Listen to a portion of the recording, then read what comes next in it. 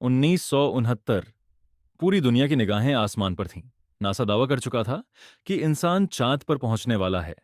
Control room में बैठे वैज्ञानिकों की धड़कनें तेज थीं और लाखों लोग रेडियो से चिपके हुए थे। लेकिन उसी मिशन से जुड़ी कुछ रिकॉर्डिंग्स ऐसी थीं जो बाद में रहस्यमय तरीके से गायब हो गईं। सवाल सिर्फ इतना नहीं था कि वो टेप्स कहाँ गईं। सवाल ये था कि उनमें ऐसा क्या रिकॉर्ड था जिसे दुनिया से छुपाना पड़ा। अपोलो मिशन के दौरान हर सेकंड रिकॉर्ड किया जा रहा था। अंतरिक्ष यात्रियों की आवाजें, कंट्रोल रूम के आदेश, यहां तक कि उनके दिल की धड़कन तक।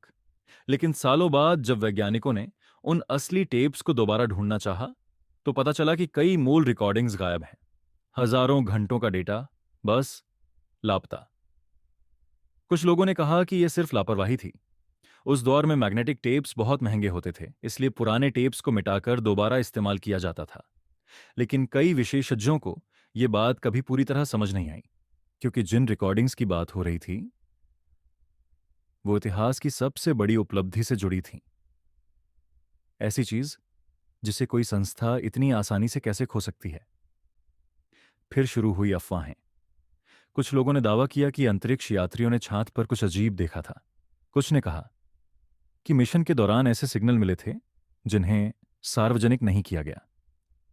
सालों तक इंटरनेट पर एक कहानी घूमती रही कि चांद की सतह पर कोई अनजान मौजूदगी महसूस की गई थी और उसी वजह से कुछ ऑडियो रिकॉर्डिंग्स दुनिया से छुपा दी गईं।